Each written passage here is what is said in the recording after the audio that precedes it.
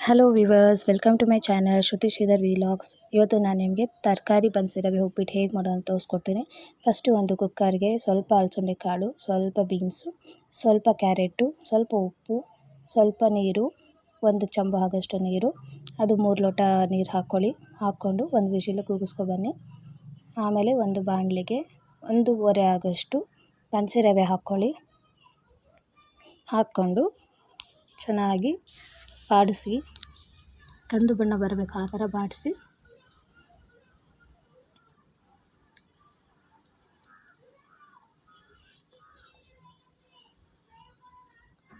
ನೋಡಿ ಈ ಥರ ಕಾಣಿಸಿದೆಯಲ್ಲ ಆ ಕಲರ್ ಬರಬೇಕು. ಆಮೇಲೆ ಒಂದು ಬಾಣಲಿಗೆ 1 ಟೇಬಲ್ ಸ್ಪೂನ್ ಆಗೋಷ್ಟು ಎಣ್ಣೆ, ಸಾಸಿವೆ, ಕರಿಬೇವು, ಒಂದು 7ರಿಂದ 8 ಹಸಿಮೆಣಸಿನ್ಕಾಯಿ, ಒಂದು ಹಚ್ಚಿರೋ ಈರುಳ್ಳಿ ಸಣ್ಣದಾಗಿ ಹೆಚ್ಚಿರೋದು ಹಾಕಿ ಚೆನ್ನಾಗಿ ಬಾಡಿಸಿ, ಸ್ವಲ್ಪ ಉಪ್ಪು ಹಾಕಿ. ಈ ಟೈಮಲ್ಲಿ ಹಾಕಿದ್ರೆ ಚೆನ್ನಾಗಿ ಬೇಗ ಬೇಯುತ್ತೆ ಅಂತ.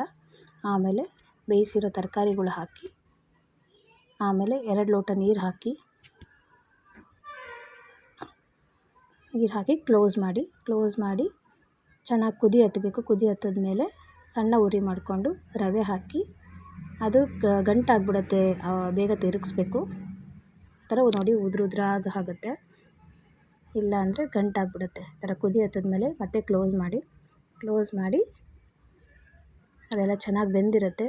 ಸ್ವಲ್ಪ ಕೊತ್ತಂಬರಿ ಹಾಕಿ ಈ ಥರ ಕ್ಲೋಸ್ ಮಾಡಿ ಮತ್ತೆ ಕ್ಲೋಸ್ ಮಾಡಿ ಓಪನ್ ಮಾಡಿ, ಸ್ವಲ್ಪ ಉಪ್ಪಿಟ್ಟು ಹರಳಿದ್ಮೇಲೆ ಸ್ಟವ್ ಆಫ್ ಮಾಡಿ ಇಳಿಸಿ ಸರ್ವ್ ಮಾಡಿ.